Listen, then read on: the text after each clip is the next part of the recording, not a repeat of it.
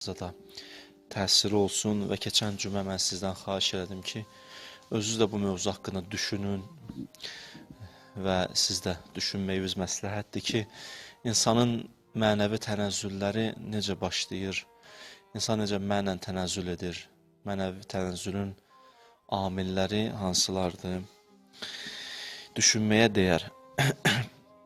Və bu cümə davam edirəm çıxışımı, belə başlayıram bugünkü çıxışıma. İnsan bu yaşadığı dünyada iki istiqamətdən birinə hərəkət edir. İki istiqamətdən birinə hərəkət edir. Ya təkamül edir, ya tənəzzül edir. Bəzi alimlər deyir, orta yol yoxdur. İzah da verirlər. Yəni, neytral yoxdur. Yəni, yerində dayanasan, nə təkamül edəsən, nə tənəzzül edəsən, belə bir şey yoxdur. Ya təkamüldür, ya tənəzzüldür. Quran buyurur, İnna hədeynahu səbil, imma şakiran və imma kəfura. Biz sizə yolu göstərmişik, ya şükr edib təkamül edərsiniz, ya küfr edib tənəzzül edərsiniz. Və küfürdə geniş bir anlamda izah eləmək olar. Ola bilər bir tohidi dünya görüşünə malik olan bir insan da hər hansı bir əməldə küfr etmiş olsun. Yəni, küfür nə deməkdir? İnşallah bunun mövzusu başqa vaxt. Belə buyururlar, deyirlər, iki istiqamətdən birinə hərəkət edirsən. Ya təkamül edirsən, ya tənəzzül edirsən. Yəni, nə tənəzzül edək, nə təkamül, sabit qalaq, belə bir şey yoxdur. Çünki sabit qalmaq, dayanmaq, karvandan, qafilədən geri qalmaqdır. Allaha tərəf gedən o karvan, o qafilədən geri qalmaqdır. Bəli, bu da bir növ ziyandır, xəsarətdir. Karvandan insan geri qalar. Bu bir xəsarətdir, yekunda da baxsaq, özü də bir tənəzzüldür. Bəli, nisbi baxmaq olar məsələyə. İnsan nisbi baxıldıqda görürsən sabit qalıb bir yerdə. Amma daha dəqiq və dərin baxanda görürsən ki, bu insan çox qabağa gedə bilərdi. Çox zirvələri qət edə bilərdi. Amma getmədi, dayandı. Bu cəhətdən baxanda görürsən ki, tənəzzül eləyib, geriliyib, geriləməkdədir. Məsələn, indi harada olmalıydı, hansı məqamları qət eləməliydi, oralara gəlib yetişməyib. Məsələn, 20 ildir ibadət eləyir, amma ibadətin hələ ləzzətin duymur. Duanın, münacatın zövqünü almır. Bu bir tənəzzüldür yoxsa yox? Bir baxımdan tənəzzüldür də. İnsan haralara gedib yetişə bilərdi, hara qədəm qoya bilərdi, amma təəssüf olsun ki, gedib yetişməyib o məntəqəyə, o məkanlara. Quran-ı Kərimdə bir ayə var, buyurur, İnnəl insana ləfi xusur, həqiqətən insan ziyan içindədir. Amma bu surəyə baxanda, surə Əsr surəsidir, bu surəyə baxanda insanın fikirləri dəyişilir. Demir, yalnız pis iş görənlər ziyan içindədir, yalnız pis əməlin yiyəsi olanlar ziyan içindədir. Deyir, yaxşı iş görməyənlər də ziyan içindədir. O insanlar ki, tutaq ki, insanlara pisliyi deymir, amma yaxşı işdə görmür, salih əməldə yiyəsi deyil. Cəmiyyətin hidayəti üçün, bəşəriyyətin hidayəti üçün çalışmır. Quran deyir, İnnəl insana ləfi xusur. Bu da ziyandadır. Bu da ziyan edib, bu da tənəzzül edib. Fikir verirsiniz Quranın yanaşmasını. Allahın bizə nə qədər gözləntisi var imiş.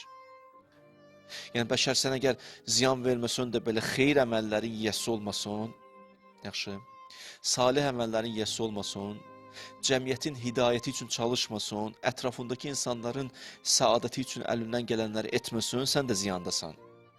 Tənəzzül edirsən. Bu Quranın məntiqidir. Ziyan edirsən.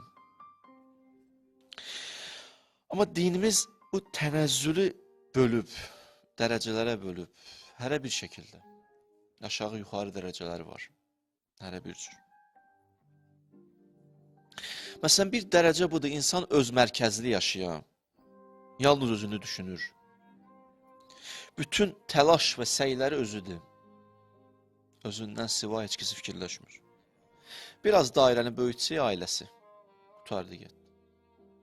Kim necə yaşayır, kim necədir, istər mənəvi baxımdan, istər maddi baxımdan, bu maraqlandırmır. Yalnız özünü düşünür, öz mərkəzli yaşayır, öz maddi rifahını düşünür. Yalnız qarnını düşünür, ya biraz da düşürdü mövzunu aşağıya. Quran buyurur, yəmşi alə bətnihi. Bəzi müfəssirlər bunu izah verir, yalnız qarnı üçün yaşayırlar. Qutardı, yemək üçün. Süfrəyə də əyləşəndə, məsələn, yeməyin ən yaxşı hissəsini özünü çəksin qabağa.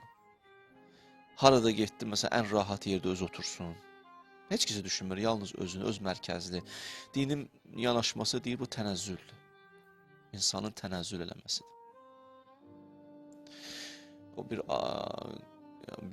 aləmin bir fikri idi, deyirdi, insan ağrını hiss edirsə, canlıdır, başqalarının ağrısını hiss edirsə insandır. Yəni, başqaları ağrıyırsan, onu hiss eləmirsənsə, deməli, insanlıqdan uzaq düşmüsən. Başqalarının dərdi sənin dərdin deyilsə, yaxşı deyil vəziyyət. Dərdimiz yalnız öz dərdimizsə, vəziyyət pisdir, gərgindir vəziyyətimiz. Bu bir tənəzzüldür. Bunlar nişanələrdir də çıxardıram. Necə həkimə gedəndə həkim deyir, məsələn, tutaq ki, məsələn, qanında filan çatışmamazlığı var, filan vitamin səndə çatışmır. Bu, dinin yanaşması da deyirsən, beləsinsə tənəzzüldəsən. Yaxşı yerə getmirsən, istiqamətin pisdir. Yalnız özü düşünürsən səhər. Hər yerdə. Deyir, 2 nəfər süfrəyə əyləşir. 2 dostdur da, süfrədə ət var, biri biraz böyükdür, biri biraz balacadır. Bu böyüyü gətirir öz qabağına qoyur, kiçiyi onun qabağına qoyur. Böyüyü öz qabağına qoyur, kiçiyi o birisinin qabağına qoyanda, o birisi deyir, heç yaxşı hərəkət eləmədi. Deyir, niyə? Deyir, böyüyü öz qabağına qoydun, kiçiyi mənə qabağına. Deyir, sən neyin yerdin? Deyir, mən olsaydım, böyüyü sənin qabağına qoyardım, kiçiyi öz qabağıma qoyardım. Bu da qayıdır, mən də elədim də, böyüyü öz qabağıma qoymuşam, kiçiyi də sənin qabağına qoymuşam. Bu hələ də başa düşmür, nə var, nə yox. Bəzi insanlar ya başa düşməyib nə var, nə yox, da başa düşmək istəmir, elə belə yaşamaq istəyir, onu titrətmə yerindən. O elə yaşayacaq. Öz mərkəzli yaşayan insanlar. Qutardı, getdi. Başqa heç kəs düşünmür. Analar olar, yalnız öz övladı, başqasını dua eləməz. Ya atalar və s. Bu bir tənəzzüldür, bundan da pis tənəzzüllər var həyatda. İkinci qrup insanlar, birinci qrup insanlarla fərqlidir. Biraz öncə dediyimdə, insan yalnız özünü düşünürdü, öz ehtiyacları qədər çalışırdı. İndi məsələsi biraz dəyişib. Yalnız ehtiyacı qədəri çalışmır, ehtiyacından artıq yığmaq istəyir, toplamaq istəyir, cəm eləmək istəyir, artırmaq istəyir. Öz ehtiyacından artığı neynir, əldə eləmək istəyir. Bir var deyim ki, əldə eləyib bölüşəcək, yox, bölüşmür, yığmaq istəyir. Birinci qrup insanlar elə öz ehtiyaclarını ödəyir, bu qədər. Yeməyini aldı, yedi, bitdi. İkinci qrup yox. Paltarı alır, ikincisini alır, xarab olur, gətirib vermir heç kəsə. Yeməyi alır, soyucuza xarab olur, fəqir füqara yadına düşmür. Bu elə yığmağı xoşlayır. İndi bu məsələni biraz böyütmək olar da. Elə yığım. Bu da bir başqa cür tənəzzüldür. Bu birincidən daha şiddətlidir. Quranda ayə var. Əlləzi cəmə mələn və əddətəhu. Yığırdılar, sayırdılar hər gün. Nə qədər də görək. İşi saymaqdır. Ömrünün bir hissəsi yığmağa keçdi, bir hissəsi saymağa keçdi. Yığ, say. İkisindən birində aparıcı Əzrail səni. Ya yığan yerdə, ya sayan yerdə. Başqa? Başqa üçün yoxdur. Ya yığan yerdə tutacaq, ya sayan yerdə tutacaq. İkisindən biri. Axı getməlidir. Özü üçün yaşayır. Özü üçün yığır, xəsisdir. Biraz olsun belə başqasını düşünmür. Birinci tənəzzüldə tamahkardır. Yalnız özü. İkinci biraz da vəziyyət gərginləndə xəsisləşdi. Yığır, heç kəsə də vermir. Quran deyir, وَمَنْ يُوقَ شُحَّ نَفْسِهِ فَأُولَٰئِكَ هُمُ الْمُفْلِحُونَ. Əgər bu içimizi, bu xəsisliyimizi aradan qaldıran bir söz, qurtularsınız. Ulaikə fəulaikə hum el-muflihun. Nicat taparsınız. Bu təkcə yeməyə aid deyil. Bəzi peşələr var, görsən, bilib yiyələnib heç kəsə öyrətmir. Çünki o öyrənər, o da qazanar. Ya o bilməsin yalnız birinci mən olmamışam. Ya məsələn elm mövzusunda da belədir. Görürsən verməz hər şeyi danışmaz. Zarafata qoyar, deyər hər şeyi sən özüm bir iki fənd qalıb deməyəcəm o sənə. Zarafatla deyir, doğrudan da öyrətmirəm mən. Keçər məni, dinimiz belə deyil. Dinimiz yol aç ki, Allah yolu açsın. Bəzi elm qapıları var ki, sən onu kiməsə öyrətsən, səndə olanlara o qapıların açılacaq. Onlar yoxsa bağlı qalacaq həmişə. İkinci qrup tənəzzül də budur. Görə insan hardadır? Çox maraqlıdır. Birinci qrupda belə deyə tamahkardır, ikincidə biraz xəsisdir də. Yığır saxlayır. Üçüncü deyir, mövzu dəyişildi. 1 ilə 2-də öz saadətini düşünürdü bəşər. Mən necə xoşbəxt olum, mən yalnız. Başqalarını düşünmürdü. Beynini yalnız öz saadəti məşğul edirdi. Üçüncü qrup insanlar daha çox beynini məşğul edən mövzu başqalarının bədbəxt olmasıdır. Öz saadət haqqında çox düşünmür. Başqalarının bədbəxt olması haqqında çox düşünür. Bir öz xoşbəxtliyi barədə fikirləşəndə 10 bərabər başqasının bədbəxt olması haqqında düşünür. Nə qəribə məntiqdir bu məntiq. Başqasının sevinci bunu sıxır. Başqasının xoşbəxt olduğunu görmək istəmir. Razılaşa bilmir. Bir dəfə uğurlan danışanda bu sıxılmağa başlayır. Mövzunun eşi eşitmək istəmir. Birinci, ikinci qrup insanlar yalnız öz saadətini düşünürdü. Bu daha heç öz saadətindən çox başqalarının bədbəxt olmasını eşitmək istəyir. İstəmir kimsə eşitsin ki, filan yerə getdi, yetişdi. Filan məqama yetişdi. Özüm yetişməmişəmsə deyir, başqası da yetişməsin. Məndə yoxdursa başqasında da olmasın. Bəzi xəstəliklər var belədir. Görürsən, kimsə tutulub o xəstəliyə istəyir, başqası da o xəstəliyə tutulsun. Hətta bəzi insanlar var, mənəvi baxımdan uçuruma gedən insanlar var, özün bədbəxt edib, onların bir dənə xüsusiyyəti nədir? İstəyir ətrafındakıları da bədbəxt eləsin. Razılaşa bilmir ki, mənlə ikisimiz eyni vaxtda başladıq, mən bu gündə, o gündə, neynim o da bədbəxt edeyim. Bəzi cavanlar belədir, təəssüf. Onu da aparır uçuruma. Bunun bir psixoloji tərəfləri də var, özün istəmir tək o cür nə görsün, rahatlaşmaq istəyir deyənə, ətrafındakılar da o cür nə görə biz aramlaşır da, tək belə deyiləm ki, nə qədər ətrafındakilar da var da. Başqalarını da əlini inir, harama bulaşdırır, başqalarını da bədbəxt edir, başqalarının övladlarını da aparır uçurumlara. İnsan bəzi vaxtlar bu həddə yetişir, tənəzzülün pik nöqtələri deyə bular. Quranda bir ayə oxudum, deyir, qutləl insan, mə əkfərəh, ölsün insan, nə nankördür bu insan, qutlə. Allah deyir, görüm sən öləsən, necə yaşayırsan sən? Demirlər, Allah səni öldürsün, Allah deyir, səni öldürsün. Qutləl insan, ölsün bu insan, mə əkfərəh, nə qədər nankördür bu insan, nə qədər nankördür bu insan. Öz xoşbəxtçiliyi haqqında düşünmür, başqasının bədbəxt olması haqqında düşünür.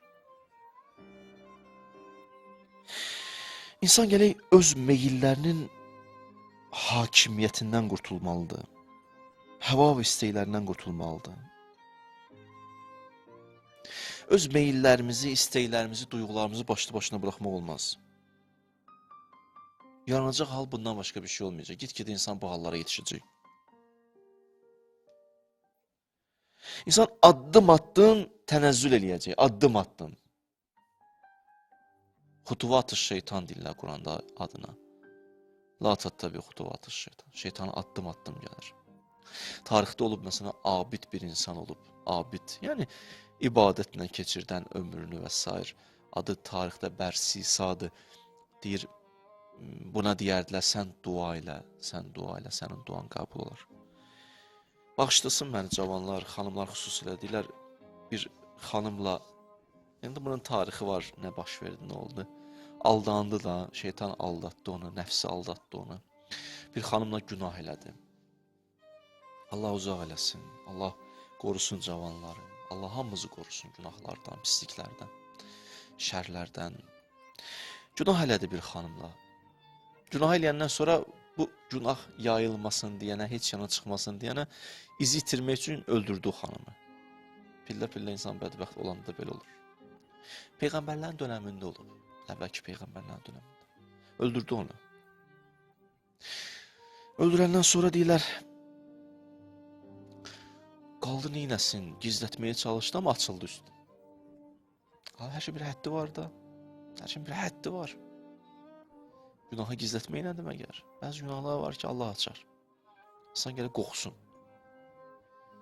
Bu aləmin yaradanı var, xaliqi var. Elə deyil ki, elə başlı-başına bıraxsın bu aləmi getdi. Yox, yox, mənim qardaşım. Yox, yox. Əsla belə deyil. Elə oldu ki, söhbəti üstü açıldı. O cürünə insan gətirdilər bunu dar ağacına asmağa. İpi asıblar boynuna. İndi bunu asacaqlar. Planı kim qurub, hiləni kim qurub, şeytan qurub da pillə-pillə. Şeytan canlandı bunun gözünün qabağında. Axır anlarda. Bilirsiniz də, insan can üstə düşəndə çox hadisələr görəcək. Mövzun o deyil. Amma o haqda biraz yazılarım var ki, bir gün var, o günü gözləyirəm, gəlsin, yetişdim, mən sizə danışacağım. O gün üçün hazırlayıram o mövzunu. Can üstündə olanda nələr baş verir? Nələr gözüvə gəlir? Nələr olur? Hər ola gəldi, şeytan da gözünün qabağına canlandı. Bir canlanlardan biri də şeytandır, biləsiniz. Gəlir adamın qabağına, o görsənə baxır, can üstü olanı, harasa baxır, eləyir. Mən olmuşam belə insanların üzərində. O, elə bilməyin. O, nələrsə görür. Siz bilmirsiniz, biz bilmirik. Göstərirlər onu. Nə var, nə yox. Keçək o mövzuda. Gəldi başın üstə canlandı. Bunun bir mövzusu var orada, bunu ilə danışır. Allah bunu Quran-ı Kərimdə qeyd edib. O nə qədər mühüm mövzudur ki, Allah bu mövzunu çəkib Qurana. Yəni, hardan hara gəlib bu insan? Deyirlər, orada deyir, şeytan ona qayıdır, səni qutarım mən, xilas edeyim. O da deyir, qayıdır ki, istəyərəm xilas edəsin. Deyir, mənə səcd elə. Deyir, necə görmüsən, boynumda ip var. Deyir, gözündən işarəsi kifayət edər. Deyir, doğrudan qutaracaqsan mən, deyir, olmadı ki. Qutaracaqam mən sən. Bu da gözü ilə səcdə işarəsi edir də, yəni mən səni səcdə elədim. Ondan sonra şeytan deyir, mən getdim. Bu cüründə də aqibəti elə gedir. Ayəsi budur. Qalə lil-insan ukfur. Şeytan insana dedi, küfr elə. Fələmmə kəfər, elə ki küfr elədi, qal innəni bəriyyum mink. Mən səndən uzaq gezmək istəyirəm. Adam bədbəxt eləyəndən sonra deyərləri, məndən uzaq gez. Özün bədbəxt elədin, nə bunu? Məndən uzaq gez.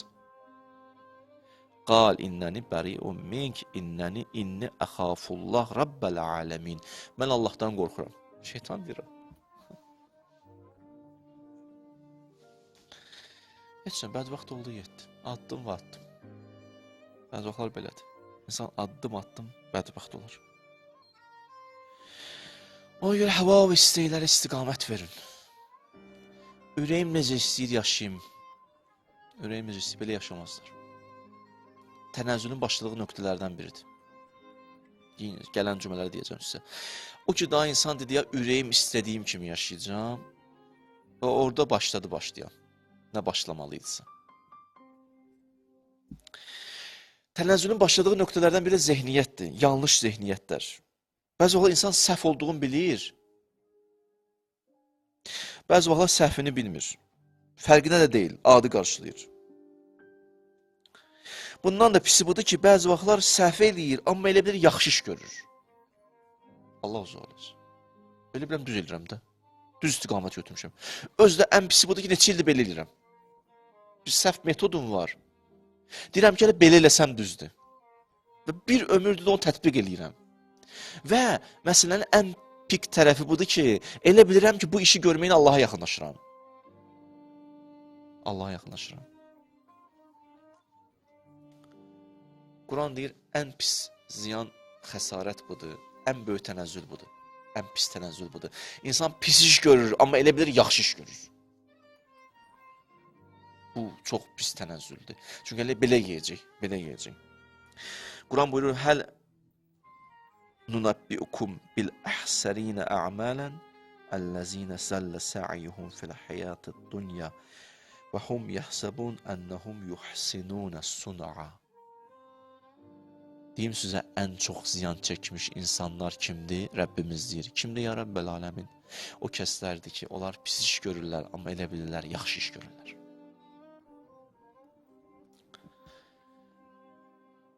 Böyük tənəzzüldür. Bəzi həyatda baş vermiş tənəzzüllər də o nöqtədən başlayır. İnsan pis işi görür, elə bilir, yaxşı iş görür. Və o səbəbdir ki, ibadətlərdən də şirinlik duymuruq. Bəzi vaxt sual verir, ya niyə biz ibadətlərimizdən ləzzət almırıq? Biz deyirik, yaxı günah eləmirik.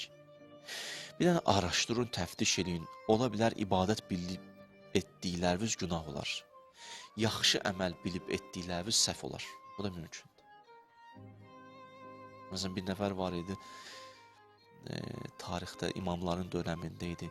Bir karvan gedir həccə tərəf. Bu da ehsan verir karvanda. Yəni, ehsan verir. İmam axırda ona qayıtdı ki, sən zəll elədin ha, möminləri.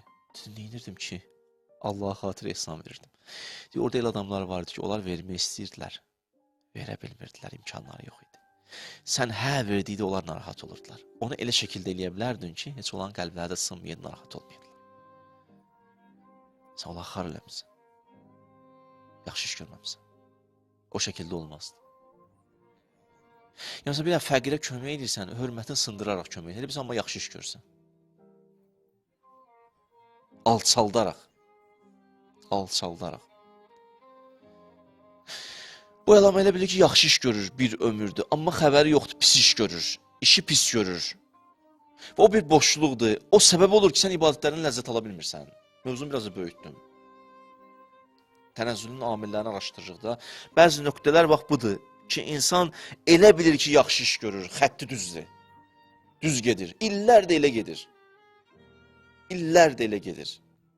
Amma ziyana gedir, tənəzzülə gedir. Bariz nümunəsi ibadətlərindən zövq ala bilməməsi, mənəviyyatı ilə aram ola bilməməsi, bu tənəzzüldür də. İbadətin şövqü getdi, müayət olun, ibadət özü də gedə bilər artıq. Bu qorxudur. Bir qayda dedim sizə. Haçan ki, gördünüz, ibadətin şövqü gedib, ləzzəti gedib, qorxun, çox qorxun.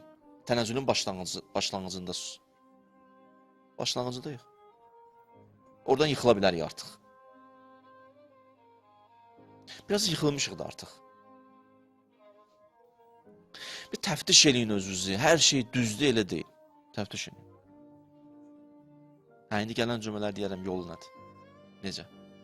İnşallah dua eləyin. Allah ömür versin, sağ qalaq bunlar danışa bilirsin. Müğayət olmaq lazımdır. İlk öncə sizə tövsiyə edirəm ki, iki mövzu haqqında düşünün. Biri budur, hardan yıxıla bilərik və hardan yıxılmışıq ümumiyyətdə. Kömək edirəm sizə artıq. Hardan yıxıla bilərik, bir də hardan yıxılmışıq ümumiyyətdə, mənəvi nöqteyi nəzərdən. Bunları düşündükcə, Allah da kömək edəcək sizə, narahat olmayın. Bir insan öz hidayəti üçün düşünəndə, bir addım atanda Allah 10 addım gələcək. Bu qayda. Mən cəbil həsənə, fələhu əşrəm salə. Bir addım at, 10 addım ataram. Mən dəfələrlə görmüşəm belə insanlar ki, deyir, gəlir xətibə deyir ki, mən düşünürdüm bir neçə vaxtda, cavab tapa bilmirdim, xütbədə bəlli oldu. Allah kömək elədi artıq. Allah aləmi belə qurub. Sən addım atsan, Allah addım atacaq. Biz çalışmalıyıq. Dərdin hardan olduğunu bilməsək, necə dərman edə bilərik? Dərdlərimizi tapalım. Hardan yıxıldıq və hardan yıxıla bilərik? Hamı özünə bir dənə sual versin. Məsum deyilik də, belə də özümüzü çox şey eləməyək. Məndə hər şey yaxşıdır. Çox da yaxşı deyil vəziyyət. Dərdi bilməsəz, dərmanı düzgün təyin edəməyəcəksiniz. Müalicənin yarısı düzgün diaqnozda, düz deyil. Onu tapa bilirlərsə, demək olar ki, müalicənin yarısı başladı artıq. Getdi.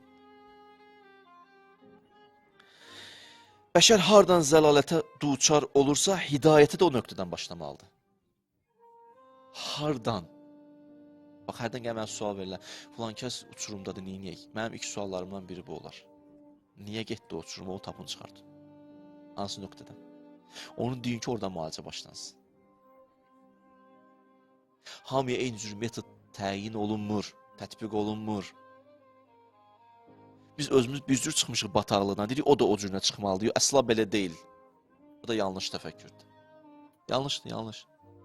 Sən yıxıldığın yer ayrı yerdir, onun yıxıldığı nöqtə ayrı nöqtədir. Bəşər hardan zəlalətə duçar olursa, hidayətə də o nöqtədən başlamalıdır. Dərd bilinməlidir. Hədisə baxın, nə qədər maraqlı hədis İmam Səccaddandır. Mən ləm yərif da'əhu əfsədə dəva'uh. Kim dərdini bilməsə, dərmanı onu xəstələndirər. Ne deyim? Dərdini bilmirsən, dərman içirsən. Səhv içirsən axı. Qulağın ağrıyır, göz dərmanı içirsən, qəbul edirsən. Başa düşürsən. Bu da səndimə əks reaksiya verir. Daha da şiddətlənir xəstəliyin. İmam Səccad deyir, dərdini bilməyən dərmanı qəbul edir, dərman onu əksini aparacaq. Mən dərdimi tapım hələ. Tənəzzül nöqtəmardan başlayıb. Dərdlərinizi axtarın. Necə oldu ki, mən gəldim bu yerə yendim? Sual verin də özünüzə. Necə oldu ki, mən bu hala düşmüşəm? Bax, bu hala. Nöqtardan başladı. Hansı yerdən?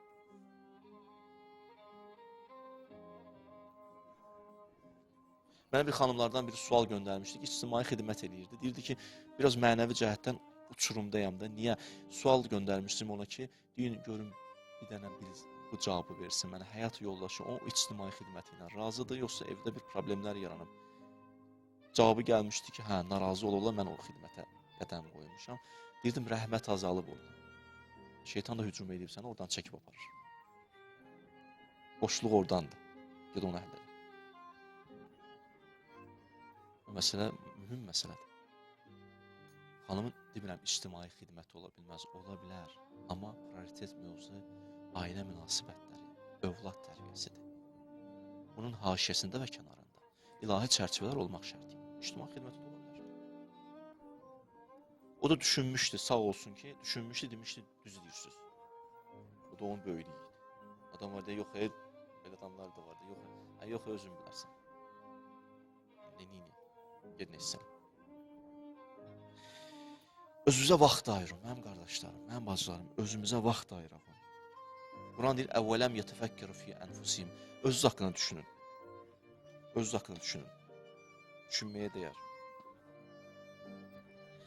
İnsan özünə nə yaxşı olar vaxt ayırsın. Əmirül-Müminin yaxşı sözləri var, bu sözlərlə bitirim. Quranda bir ayə var, deyir, ma qarrəkə bir Rabbikəl kərim. Rəbbinə qarşı səni məğrur eləyən nədir? O ayəni izah eləyəndə Əmirül-Müminin deyir, ya əyyuhəl insan, ey insan, mə cərrəkə alə zəmbik. Ay insan, səni günaha cürətləndirən nədir? Ma qarrəkə bir Rabbik. Ay insan, sənin Rəbbinin qarşısında məğrur edən nədir? Və mə ənnəsəkə bi hələkəti nəfsik. Hansı amil sənin öz həlakət və səbəb oldu? Hansı amil? Əma min dəikə bulul əm leysə min nəvmətikə yəqzə. Bəşər, bəli. Bu yuxunun sonu yoxdur.